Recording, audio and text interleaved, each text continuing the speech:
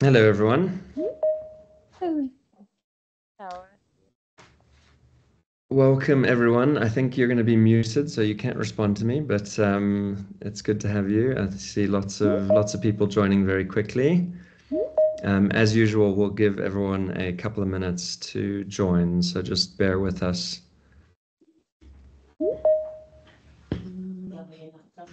Is it?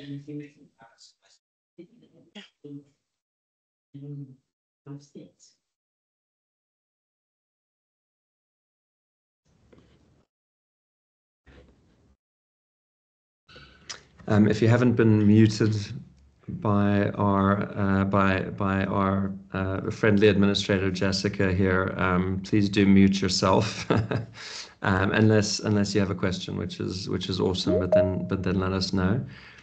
And for those of you who have just joined, we are just waiting to get a few more people in the room, and we'll kick off right away.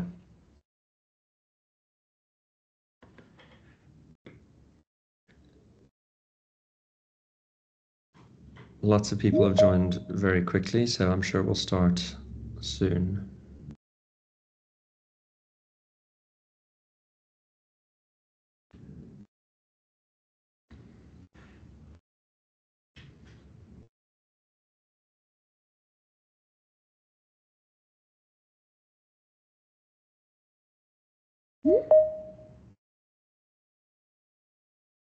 It's a meter. It's 10 meters. Yeah. 5 blocks. So if I Couple of mutes still coming through. Okay, I think we're going to kick off. Still some people joining, but we're 2 minutes past 12, and we've got a good room, lots of attendees. So thank you guys for joining us for another Bytes and Bytes session. For those of you who have joined these before, you know what the drill is. We do these virtual events fairly regularly, at least once a month, sometimes more. And we try and stick with topical things to talk about, situations or products or systems or compliance or backups, all the usual things that all of us in IT worry about. This time we're talking about DMARC and what all the fuss is about. Very, very topical. This has been a very we're inundated with questions across all of our businesses at the moment, and have been for the last 6 months because of what Microsoft and Gmail and everyone is doing around being DMARC allocated, and the message that you're seeing in your inboxes around unverified senders. So this is getting a lot of attention, and this topic I think has generated a lot of interest. We got RSVPs very quickly. And I think you guys are going to learn some new things today. As those of you who've been here before know, we also send you an Uber Eats voucher. So the idea is it's a quick session that is informative in the middle of the day. It doesn't take out too much of your work time. You're welcome to eat lunch while you attend the session and hopefully learn. And please let us know if you want to join future sessions. Please also let us know if you've got another topic you'd like us to cover. We have a list, and we're constantly adding to it, so your input would be hugely appreciated. Today our speaker is, so as you know, we're talking about DMARC. Our speaker is Terence, who is a self-professed email nerd. And he is going to talk about why this is such a big deal at the moment and what we're doing about it. I've already spent a bit of time with Terence, and he really is an email nerd, and he really knows what he's talking about. So I'm thrilled to introduce him and see what he has to say. Terence, take it away. Awesome. Colin, thanks so much. And yeah, nice to talk to all of you today. There's some familiar names that I can see on the call today and some that I haven't met. As Colin mentioned, we want to keep this informative. We just want to give you a general understanding about what DMARC is and why there is such a massive push for this globally, and then take you through it. We like to keep it conversational, so please do ask some questions. I know there has been some questions asked already, but please feel free to pop it into the chat, Colin. I think that's what the rest of everyone will be doing. Otherwise, at some point, they can unmute themselves and ask, if I'm not mistaken. That's correct, Terence. So yeah, you're welcome to ask questions during the session. I should have mentioned this. So feel free to pop a message into the chat. But there will be time at the end of the session for Q&A if you'd like to raise your hand after Terence is finished, and we'll cover whatever we've got time to cover. We also do want to, respect your time and be pretty strict with the allocation we've got. So you're welcome to jump off. If you have to jump off at exactly 12:30 or exactly 12:45, feel free to do so. We won't be offended, and we are enormously happy that you could join us, for however long you can join us for. Okay, awesome. Yeah, so I hope you guys are enjoying your lunch, and I hope this is informative and at least gives you some sort of understanding as to the importance of DMARC and why it's growing. But I think it's always important, especially given the audience that we've got here today, very IT specific. And the reality is that cybersecurity is forever changing, right? It's this landscape that continues to evolve. And unfortunately, there's no such thing as this ultimate silver bullet that will prevent all sorts of types of attacks, right? So a little bit about Sendmarc. We started this journey quite a while back. And the goal around this was to make the internet safer for everyone to use. But because, as Colin mentioned, we're a bunch of email nerds, we thought, let's focus on where we're the experts in the field, right? And so we went down the journey of this DMARC world, right? This pretty unknown concept at the time. To see the growth and adoption of DMARC throughout the past 6 years has been incredible to see, and more people are starting to understand it. But with that comes a lot of education around it. So I think it's important for us to begin at a space of why does it exist, right? Why did DMARC come into the play? Why has it become this important form of global technical standards to improve email and the way that we use it today, right? So unfortunately, with the beginning of email, it is decades and decades old, and that has led it to become the biggest vector for any cybercrime in the world. So as of today, 91% of all cybercrimes are actually initiated through an email. And this comes in various different shapes and forms. The most popular form of this being impersonation attacks. And I think all of us are pretty familiar with what those look like, right? And when I talk about impersonation attacks, I'm talking about someone out there in the world taking your actual email domain, spinning up an SMTP server somewhere around the world, and starting to send fake mails out to your clients, vendors, suppliers, and anyone else around. And that's the reality of the way that email works. And that's why DMARC came as this global technical standard to combat against the kind of easiness that attackers are getting away with when using customers' domains or clients' domains to send out fake mails. Now, this comes with a variety of problems, the biggest problem being the lack of visibility. So right now, we just don't know what we don't know. The unfortunate reality of outbound email is that, for the most part, once we click send, we're leaving it up to fate to get that email delivered into an inbox.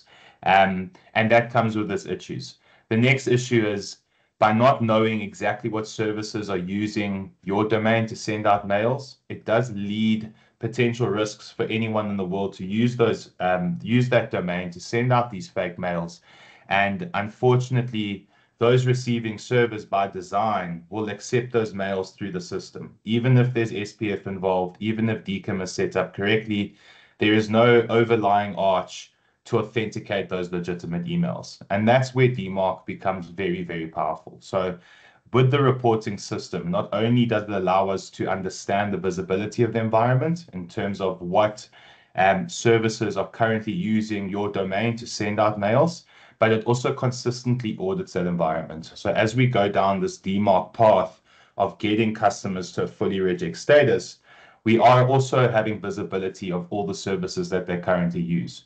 The next big problem is interception of mail. So without DKIM signing, without SPF involved, attackers can actually intercept legitimate communications, change the details of the communications, and let that email carry on its natural path into the inbox of a potential customer or victim.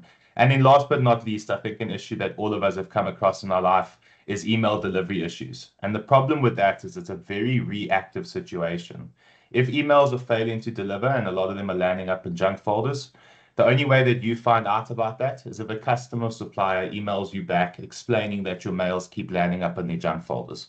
And this creates a variety of issues, especially in your field. And the big thing above all is that email is a pretty complicated tool, right? And there are so many different moving parts in order to get it right that without all the visibility, it's very easy for things to go wrong. And these are the fundamental issues that we found with email, and it's a big reason as to why we went down the journey in the first place. So before I continue and jump into the damages, I think it's important to just do a demonstration. Let's have a look at how at risk we are, how easy it is to send a fake email. So we've set up this demonstration for you, and if you guys can whip out your phones and plug in your email address as well as one of your Gmail accounts, and see if it works. See if an email from your work address using the spoofing tool will actually land up into your Gmail account or your other personal account that you use for the demonstration.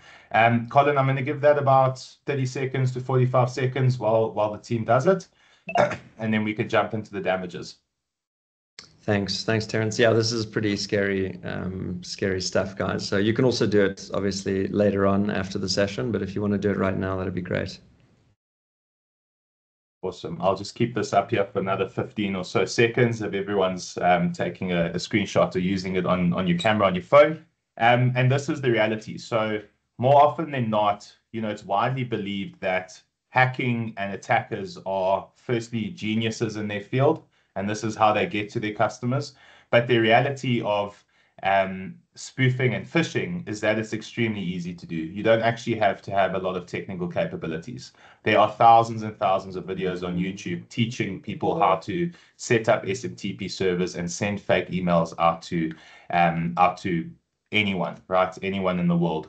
And this leads to a whole host of issues. Now, I don't think it's worth touching on all of these individually, but these are the damages that result from an email. And these fake emails that are sent out can not only become some sort of deposit fraud where an email is sent to you from a trusted source that you engage with, that you are expecting some sort of monies to be sent to. They can take that email address, send you a fake email that looks almost identical. They can even match signatures. We call it social engineering. I'm sure all of you are quite familiar with that concept. And it's very easy for these guys to then build up this type of profile that makes it look exactly like it's coming from you. And the reality is when it's your domain being abused, it leaves very little room of thought from the customer side to say, I don't know if this is him or not, because it is coming from your email address. The signatures could be almost identical. We've had instances where customers have been attacked from attackers in Russia who are speaking fluent Afrikaans. So these guys are clever and they're trying their best to get into your system. And these damages are what we see happen most often. So deposit fraud probably being the most popular one, where bank details are changed, that invoice is sent through to a potential victim. They don't know that these bank details have been changed. Unfortunately, not everyone is tech and security conscious, and they might see an email from someone they trust. Even though the bank details have changed, they might go ahead and make that payment. And that's probably one of the more popular forms of these attacks. Identity theft became super popular during COVID. With a lot of us working from home, it was very easy for attackers to bring this message across as if they were the IT team of their company, to say, as we all work from home, we've got to look at our security posture. Please enter your login details here and update your password. Something as silly as that. People would click on the link to update their password, and then that's where ransomware is distributed or some malware is installed into their device. There's a number of different things that can happen. And then overall, I think the damage of reputation for me is a big, big factor. Especially if you're a company that relies heavily on email communication. Once fake mails start being sent out of your environment, it becomes very difficult for a customer to trust your communications, right? Especially if they've been the victim of those damages. How do they trust you going forward? So for me, domain reputation is massive. And Colin mentioned Microsoft, Google, Yahoo, a whole variety of gateway solutions are actually becoming a lot more strict with DMARC implementation. So Google and Yahoo made the announcement in November that by June 2024, any company that sends more than 5,000 emails in a day, and this doesn't have to be every day, in one day in a month, if they send more than 5,000 emails, Google will consider them a bulk sender. And if they do not have SPF, DKIM, and DMARC at its strictest setting, they will be treated as suspicious mail and therefore be rejected. So there is this massive global push on DMARC adoption. And the reality is, if everyone had this implemented correctly at its full protection policy, phishing and spoofing would no longer exist. And that's a big reason as to why DMARC as a global technical standard is being adopted more widely by these big companies. And that's going to lead me into this next segment. So if we jump all the way back to 2015, that was kind of when DMARC was in its infancy stages. Not many people knew about it, not many people knew it existed, and not many people knew the massive benefits towards adopting it. So the CEO of FACC actually had taken leave and was going on holiday with his family.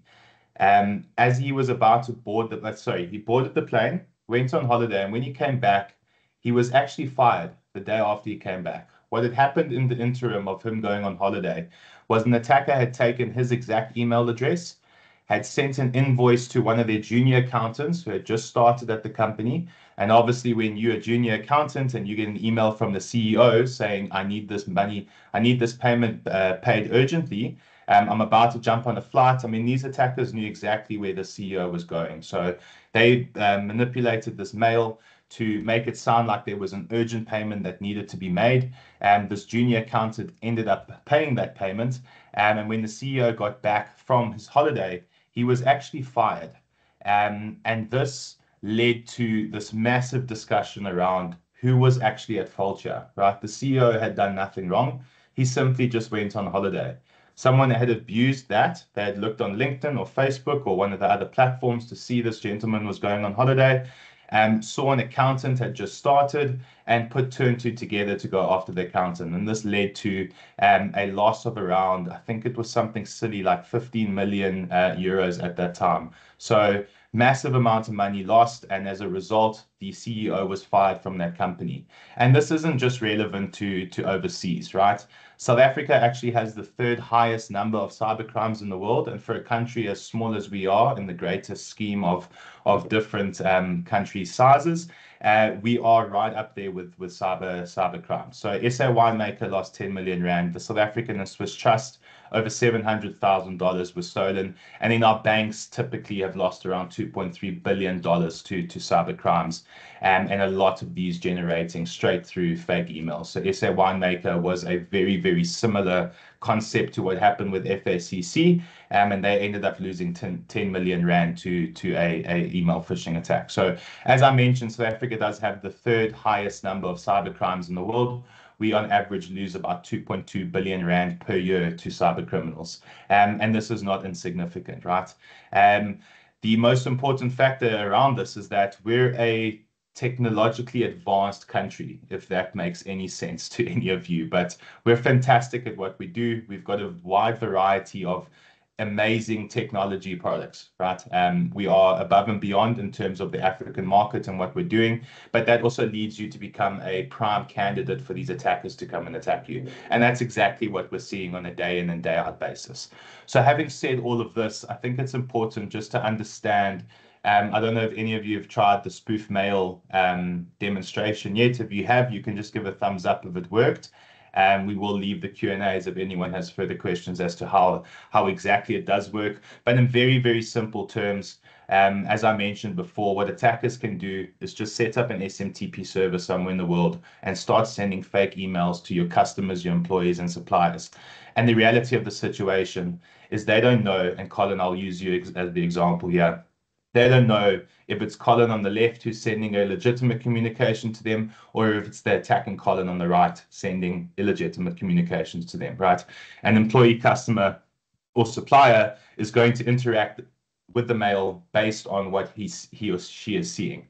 And if that is your email domain with your email signature, it's almost impossible to tell that it's not actually coming from Colin on the left, right?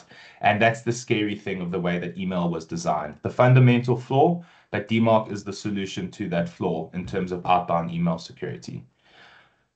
Another common concept or question that we get very often when chatting to clients like yourself is that I'm using a secure gateway solution. I'm using a Synac, I'm using a Mimecast or a Google or a Microsoft. There's plenty of these fantastic products out there. And the reality is those are very good and they're very, very important to have within your business environment, right? Because they're designed to protect you, your business, and anything coming into that business. But what we're trying to look at is the outbound side of this. How can we use what we do to not only protect ourselves and our communication and our reputation, but going down this road will actually indirectly protect everyone that we communicate with on a daily basis. So suppliers, customers, and the rest of the world. And that's why in the beginning, I pressed on domain reputation and brand reputation. The better that we can focus on this and the more that we can do in order to put things in place that need to be there in order for email to work the way that it needs to, we're actually going to indirectly benefit everyone that we engage with. And the whole reality around this is if everyone implemented this correctly, email would go back to being the safest form of communication for any business. And that's important to understand, right? We don't ever try to steer you away from the products that you will implement to further secure your environment, but DMARC's a fundamental part of the journey that email needs to take in order to be fully compliant. And those are important concepts. Any questions, you're more than welcome to pop them into the chat for us to answer. And when we look at the vulnerability, again, I'm going to ask you to use this QR code, pop in your email domain, your work email domain, and just have a look. The reality is anything less than a 5 is at risk of impersonation and phishing attacks. And Sendmarc has this goal of protecting all of our clients as quickly as possible. So the importance of DMARC adoption is not necessarily just to get DMARC implemented at a reject status and get that 5 out of 5, but it's to make sure that the rest of the email environment works as it should. And that's important, right? If SPF is not configured, if DKIM is not implemented, and we go ahead and implement DMARC and set it at a strict policy, we're not giving the receiving servers any indicators as to what is authorized and what is not. And that's why SPF and DKIM is so fundamentally important when implementing DMARC as a global technical standard, right? Because DMARC works as the policy enforcer. So if SPF is not recognized and we haven't updated that and implemented that correctly, DMARC doesn't know what to enforce and what to not. And that's where the solution as a whole becomes extremely important. So we didn't come up with DMARC. I wish I could sit here and say that I am the email nerd that Colin has introduced me as, but I did not come up with DMARC. It is a global technical standard that you'll see all of these companies on your screen. They came together in around 2015 to come up with the DMARC global technical standard as a way to combat phishing and spoofing attacks. But the beauty about DMARC is through the visibility and reporting and audits that it gives you, you can actually see exactly how your email works. So when we look at the experience in this room, and I'm sure you guys are well versed in email, and it becomes a little bit messy, right? There's about 1,000 acronyms to try and understand. There's so many different things that you need to implement. And then from a visibility perspective, if you're using a Microsoft environment, it's going to give you visibility, but not visibility on how your emails are being delivered. So DMARC, I always talk about it in two sides of the coin. On one hand, it will solve impersonation and interception attacks. But on the other hand, through the audit and visibility, you can actually improve the way that your email works, improving email delivery to a state where all of your emails are landing up in inboxes. So I know it's the wrong crowd, but anyone who's involved in marketing, you want to see a better return on your email marketing campaigns, right? If we can improve the delivery of those emails and more emails are landing up in inboxes, it's going to turn into a better return for any marketing ventures that you guys do go down the roads. And that is the beauty about what DMARC does. And then where Sendmarc jumps in is that we've spent the time building a platform that consolidates all of this XML data. So for any of you who have attempted this in your own respect, firstly, well done, right? We love to see that people are taking DMARC seriously and going through the motions of implementing it. But I'm sure you've all run into the problems of a variety of XML data being sent into email boxes, right? Those reporting addresses are collecting all of this XML DMARC data, and it becomes very difficult not only to cipher through, but to understand and do something with. So we've spent the past 6 years building this platform that consolidates all of this XML data and turns it into something that's more tangible and easier to understand, right? So by utilizing a Sendmarc platform, what you're actually doing is taking this XML data, logging onto the portal and seeing it in real time, seeing Microsoft parsing SPF and DKIM, for instance, seeing the different authentications in your sending services. And also, we always say the good, the bad, and the ugly, right? You will be able to see other people outside of your control and outside of that business environment, utilizing your email domain to send out mails to potential clients, vendors, or suppliers. The professional services aspect, we work very closely with Turrito on this. We provide the services to guarantee DMARC implementation. And I think that's a big factor around what Sendmarc offers, is that it's not Sendmarc in a box. It is a fundamental program, right? That our engineers will then work with your engineers to implement this and get you fully protected. And those are important aspects, right? DMARC as a global technical standard is important, but the management of this is extremely important. And for those of you who have tried this on your own, I'm sure you can understand and resonate with the complexity of implementing DMARC with all the reporting that you do receive. So Sendmarc platform does actually make a massive difference in that journey. And then what's really nice is the certification. So once we get fully DMARC compliant, our portal actually certifies the domain, and then every 6 months it recertifies it. So remember, it's a consistent auditing environment. So on a daily basis, your environment is being audited. There is visibility on it with automated reports, and we can make sure that that domain stays DMARC compliant. And then every 6 months, there's a certificate that is sent from the system through to the customer to show that that domain is fully compliant. And I think that's pretty much it from the introduction aspects. Colin, is there anything else you'd like me to touch on? Not that I can think of. I've got a couple things to add, but let's pause quickly, and if anyone does have any questions, raise your hand, and you can either we can unmute you or you can type it into the chat. While we're waiting for that, I'll tell our own story, which is that when we had also done some elements of or paid attention to our mail hygiene and configured some aspects of DMARC ourselves, but when we started using Sendmarc, and one of the things Terence is talking about is how much work they've done on the platform. It just makes it visually very easy to understand and easy to manage. But when Turrito, maybe I shouldn't tell the story, but when Turrito started working with Sendmarc, we did the reports that they do to tell you who is sending mail from your domain, and we were appalled by how many servers around the world were sending Turrito.com emails. It turns out we actually weren't that bad. Like subsequently, I've seen other reports. Some of you might be in this room who are much worse. But we had mail servers in China and Russia and Czechoslovakia and all over the world sending Turrito.com emails. We then sort of switched everything off and realized that a bunch of them actually were valid service providers. The one in Czechoslovakia, I think, did our signatures as an example. So we sort of panicked and set to reject, and it caused hassles. But the fact was, we thought we knew who was sending mails on our behalf, and we had no idea. I think we thought it was coming from 3 or 4 servers, and it was coming from 10.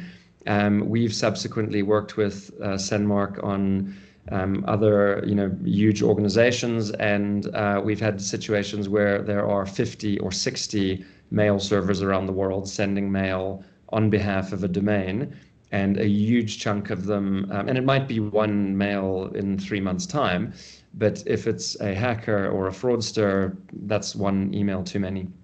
So just our own personal experience was quite shocking. Any questions? Anyone? We have a question from the Q&A. Domain protection, is it per user license or domain license?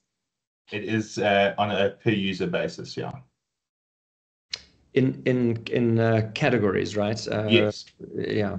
So groupings, it gets more affordable it gets more affordable per user the more users you have, but the usual sort of tiered pricing, and obviously, Simonella, you're welcome to get in touch with us afterwards for more specifics.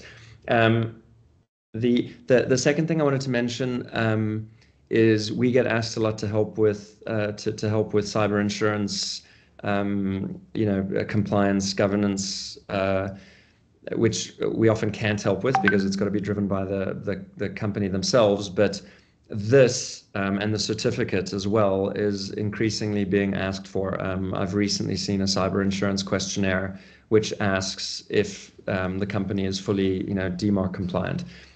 So that's just started, but I'm fully expecting it to be on all of those questionnaires in the not too distant future. So I think it used to be a nice to have, and I think in the next couple of years it's going to be a have to have. Yeah, agreed, Colin. And I should have mentioned that when chatting about the certificate, but yeah, it does actually make a massive benefit with cyber insurance. A lot of our American customers specifically request DMARC adoption, not for the many benefits that it offers, but purely for the fact that they need cyber insurance, and there's a big drive around being DMARC compliant. So it's a fantastic question. There are other questions. Would you like me to jump into those? Yeah, I think so. For those of you who don't know, you're given an opportunity to mail your questions with the RSVP, and we've got a couple of questions that some of you mailed. So, yes, Terence, please carry on. Okay, so I think the first question that was asked is how long does it typically take to see results after implementing DMARC with Sendmarc? So firstly, that's a fantastic question. To answer that, we need to break down the DMARC journey. So remember, it's not just a switch on and carry on with your life.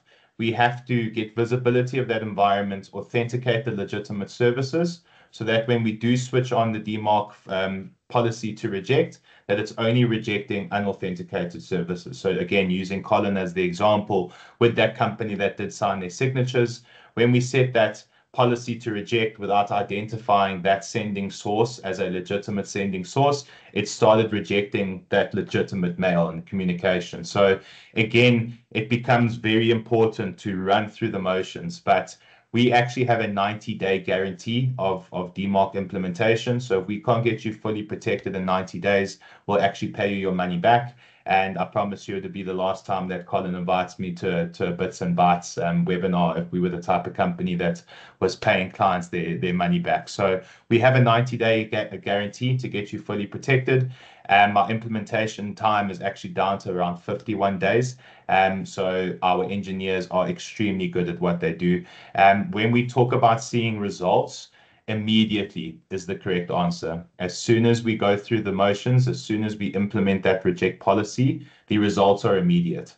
So if we break down DMARC as a policy enforcer, when we set that policy to a reject status, what that is doing is telling every receiving server in the world that when you receive an email from Turrito.com and it doesn't carry the authentications that we've put in place, so SPF and DKIM, that mail needs to be rejected at a DNS level. So the effects of DMARC are immediate. So if you were to finish this call today and you logged onto Google and you created a TXT record for DMARC and you set it to reject today, it would immediately start rejecting mails.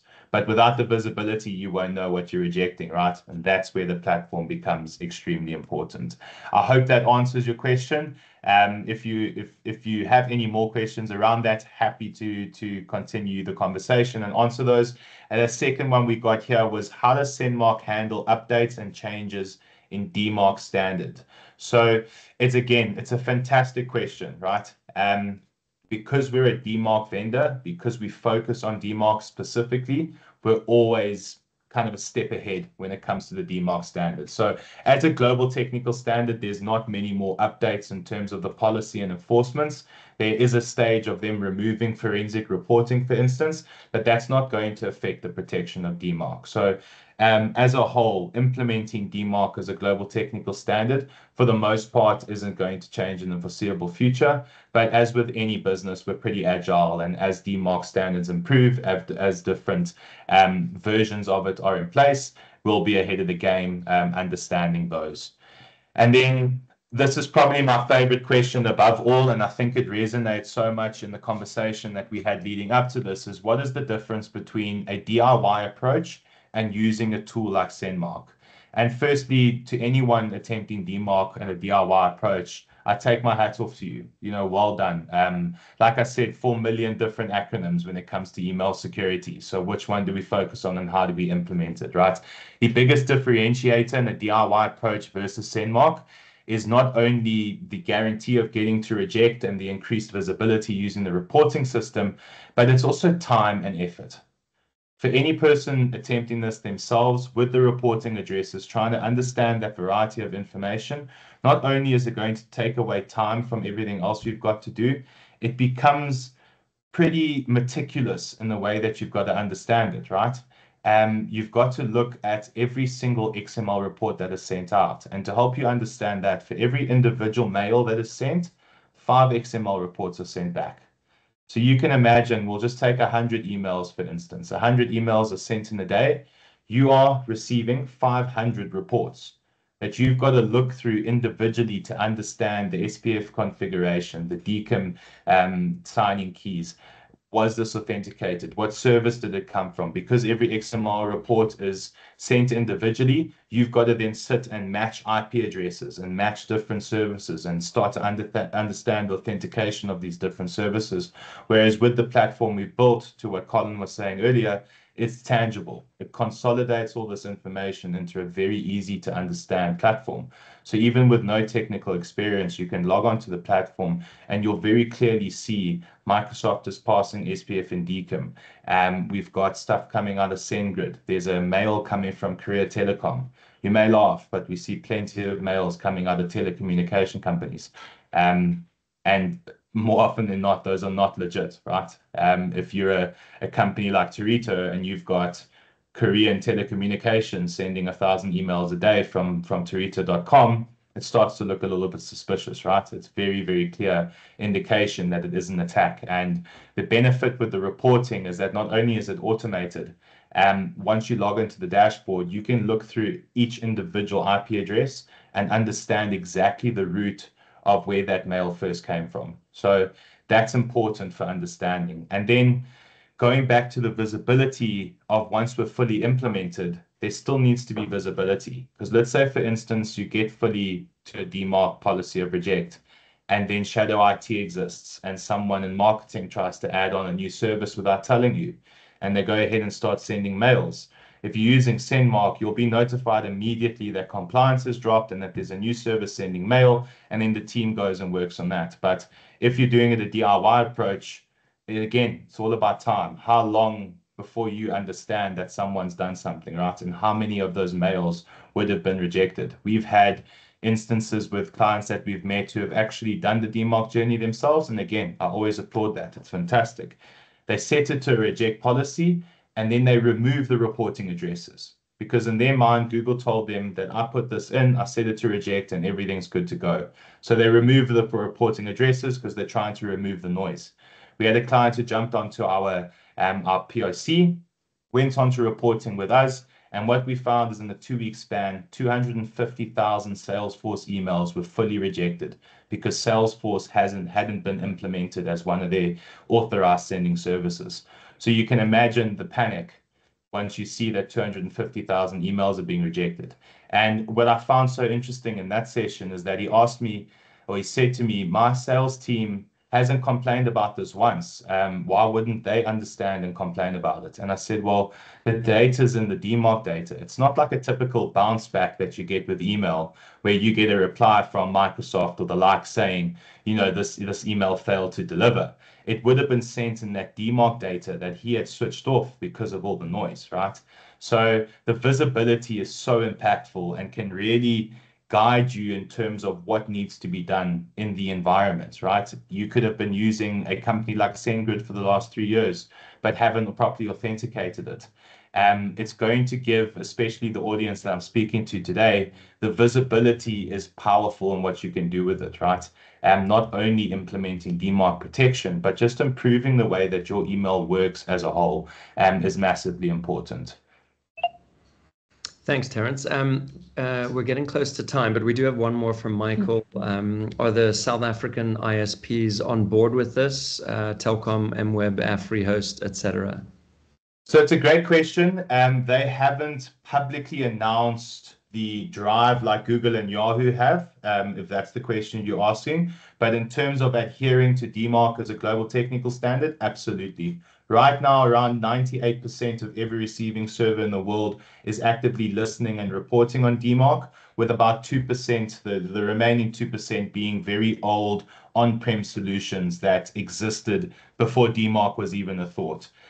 So to answer your question, Michael, Telkom, MWeb, AfriHost, and the like of them are actively listening and reporting on DMARC. So when an email is sent out from your environment and it hits an MWeb or AfriHost receiving server, that receiving server is designed to do a DNS lookup, use the DMARC Global Technical Standard as the reference point as where to accept or reject mails, and that is how the process works, if that answers your question.